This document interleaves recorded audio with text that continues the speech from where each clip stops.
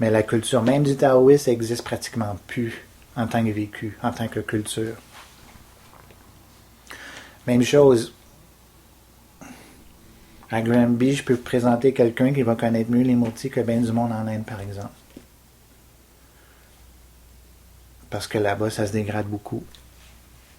Quasiment peu de connaissances. Alors, tu peux avoir des choses disponibles, du monde disponible, mais la culture elle-même est plus là. Alors, ça devient très difficile. Comme on entendait la musique. Radha Krishna, Radhe Radhe Krishna. Alors, dans une culture, ben là, tu as de la musique. Quand on arrive dans un sangha, tu as une dizaine d'instruments, avec une dizaine de chanteurs. Le monde chante. Tu as tes mantras. C'est 10 fois plus puissant que juste ding, ding, ding.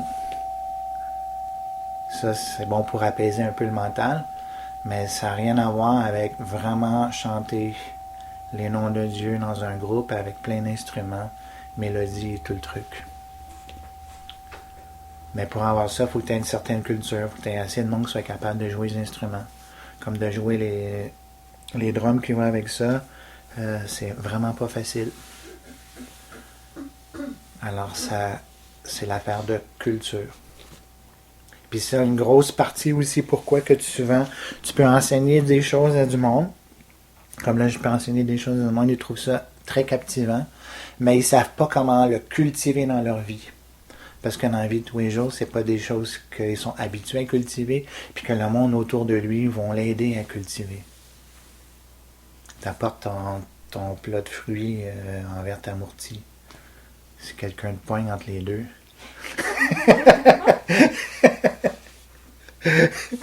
Qu'est-ce que tu fais là? Apporte-moi une bière dans le d'air, là. C'est deux actes différents. Et le plat de fruits est beaucoup meilleur pour la santé que la bière. Mais un a l'air complètement fou et l'autre a l'air tout à fait normal.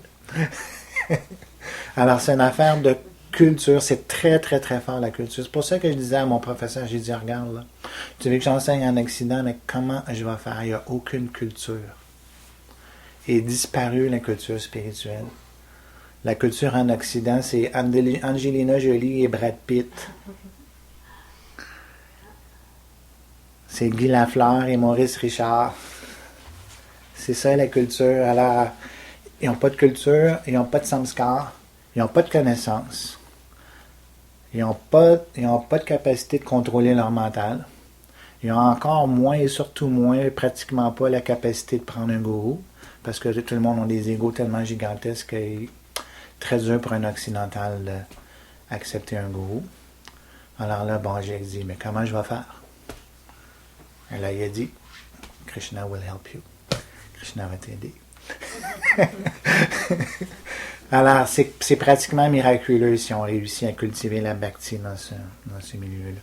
C'est pour ça que ça prend sangha régulier, une bonne connaissance ferme, parce que c'est comme essayer de cultiver un jardin dans le désert, pratiquement.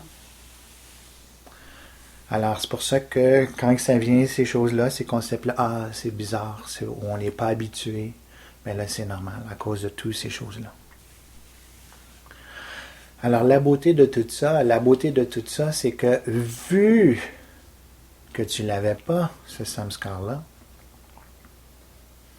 tu as la chance de l'avoir assez bon et assez profondément du premier coup. Ça veut dire que, par exemple, si tu es né d'une famille hindoue, puis ton samskar, c'est que Shiva, Michael Jackson et Krishna, c'est toute la même chose. Tu comprends? Tu as eu un samskar que tu adores Shiva, mais dans leur conception à eux, tu vas adorer Bill Gates, George Bush, Shiva, Krishna. Toute la même chose. Alors, qu'est-ce qui arrive avec ce samskar-là? C'est que tu as de la culture, mais ça te donne un mauvais samskar. Et le mauvais samskar est très difficile à se défaire. Très, très, très, très, très difficile. Et pour ce monde-là, mais ils vont rester avec cette conception-là impersonnelle pratiquement tout le temps. Alors, il y a toujours un très beau côté à chaque désastre. La culture spirituelle est désastreuse. Au Québec et ailleurs, c'est pas mieux. Comme je parlais avec des gens, on parlait des divers groupes spirituels et qu'est-ce qui se passe au Québec, les divers journaux, puis tout ça, puis on voyait. Ça plane bas, ça plane bas. Puis là, il y a une femme qui dit, oui, ça plane bas, mais c'est pas mieux ailleurs. Quand on était aux États-Unis, par exemple, c'était vraiment pas mieux. Et alors... Ils ont des cours de yoga pour chiens. Ils sont en amour avec leur chien. C'est love of dog. God, c'est Dieu. Ils ont des aliments organiques puis des cours de yoga pour les chiens. Dans chaque plaza, il y a au moins une place d'alimentation pour animaux. Ouais. Au moins une. Puis celle que j'ai vue que c'était pas ça, c'était des cours de yoga. C'est pas grave. Le bon côté, juste le bon côté, c'est que c'est une entité vivante. Alors, je fais un sutra maintenant. Un sutra, c'est une formule lapidaire. Et c'est laconique. Ça veut dire quoi? Très court pour donner un punch. Tu sais, t'as déjà vu ça dans un film, le méchant, il fait plein d'affaires, il bouge tout, puis le bon, il donne un coup de poing sur la gueule, l'autre, il est mort. Un bon punch. Alors, le sutra, c'est que tu imites jamais Krishna. Tu imites Rama, mais tu imites les serviteurs de Krishna. Ça, c'est le punch. Pour mettre les choses très claires. Tu imites jamais Krishna. Tu imites Rama, mais tu imites les serviteurs de Krishna. Rama, il vient pour donner l'exemple du gars qui suit le dharma, qui suit les règles, qui va agir comme un humain responsable. Quand tu t'en vas voir un comptable, tu t'attends à ce qu'il ait un air sérieux, avec ses lunettes. Derrière ses piles de livres, tu t'attends à ça. Tu t'attends pas à voir quelqu'un qui danse avec une jolie fille. Alors, Rama, il donne vraiment l'exemple de comment vivre comme un humain. Rama ne va pas danser. Rama va suivre toutes les règles à la lettre. Il va suivre la règle. Même si ça défie toute logique, il va suivre la règle quand même. Alors, il va donner l'exemple de quelqu'un qui va suivre le dharma en toutes circonstances. Tandis que Krishna, il semble faire des choses tout à fait incompréhensibles. Et une grande majorité de gens en Inde ne comprennent pas du tout Krishna. Comme j'ai expliqué, par exemple, tout le sud de l'Inde, pour eux, Krishna, c'est un dieu secondaire très frivole. Avec le même principe que tu dis, ça va me donner quoi, moi? Comment je vais faire, moi, pour atteindre ce que je veux? Simplement par l'exemple de Krishna qui danse avec ses amis, ses gopis. Alors, le principe, la question qui est là est dans le cœur de chacun. Et c'est une question qui est là, une question archétypale. Un archétype, c'est un principe genre universel. Alors, l'affaire là-dedans, c'est que lorsque tu as une personnalité sainte, normalement, tu veux suivre dans ses traces, mais on est habitué à imiter plutôt que suivre dans les traces. Et un débutant, par exemple, veut toujours tout imiter. Par exemple, tu vas dans un temple, il va y avoir le gourou, puis tu vas avoir le nouveau dévot qui va être habillé exactement comme le gourou. Il va bouger sa main exactement comme le gourou. Il va manger exactement comme le gourou. Il va parler la même inflexion exacte que le gourou. T'as déjà vu ça?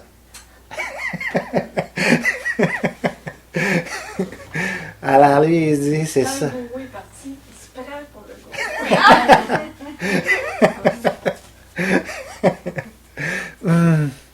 Et ça, tu trouves ça partout. Quand j'étais allé une fois, on a écouté comment est-ce qu'il s'appelle, donc, Placide Gabouri, qui a écrit plein de livres. Puis il était là, il expliquait qu'il est allé dans un ashram de Arnaud Desjardins. Arnaud Desjardins, c'est un écrivain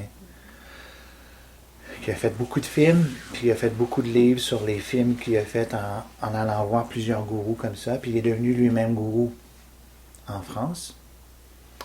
Et puis il s'en va à l'ashram d'Arnaud Desjardins, puis tu avais le gars qui donnait la classe.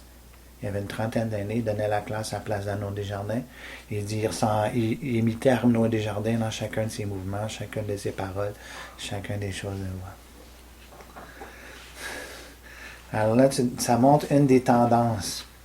Un spiritualiste qui est un peu perdu, qui doute, il dit, ah ben là, je vais faire exactement ce que l'autre fait. C'est ça être spiritualiste.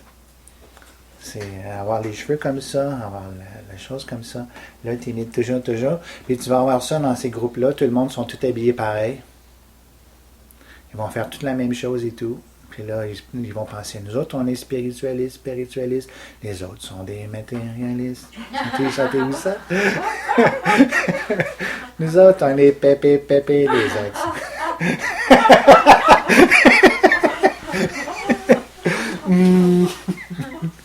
C'est presque comme ça partout. Puis là, mais moi, j'essaie de dire au monde, non, on n'est pas là pour changer nos habits, on n'est pas là pour faire des choses externes, faites ce que vous faites avec une autre conscience et tout. Ça me prend des années à expliquer ça. Ça serait bien plus simple si je vous disais, regarde, là, tu t'habilles de même, tu bouges comme moi, tu médites sur ma photo à journée longue, et c'est ça être spirituel. Tu vois, mais la plupart du temps, tu as ça. Puis ces groupes-là, c'est toujours normal. Tu médites sur la photo du gourou. Et Rajneesh, tout le monde dans Rajneesh avait toute une photo de Rajneesh sur lui.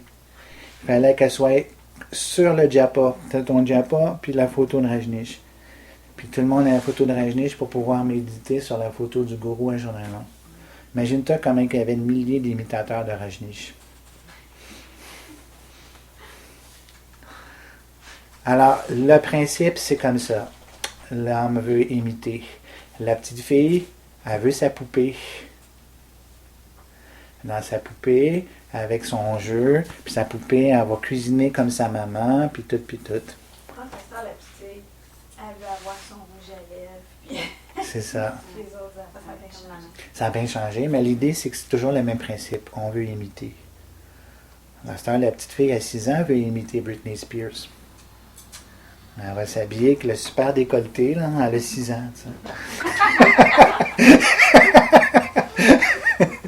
Après ça, ils ne se demandent pas quoi que les professeurs sont pédophiles. Il n'y a comme aucun rapport, tu sais. C'est quoi le rapport, là? C'est comme le rapport. On ne voit pas les rapports, là, entre Krishna qui danse là-bas puis nous autres. Il n'y a pas de rapport. Il n'y a pas de rapport entre les professeurs pédophiles et les filles de 6 ans hyper sexy. Alors, c'est l'imitation qu'on veut faire. Plus que suivre dans les traces. Raga Anuga, c'est quoi? Suivre dans les traces. Alors, le principe qu'on nous, c'est qu'on suit dans les traces. On suit dans les traces des dévots de Krishna, pas Krishna. On suit dans les traces des Goswamis. On n'imite pas Radha Krishna. On suit dans les traces des Goswamis.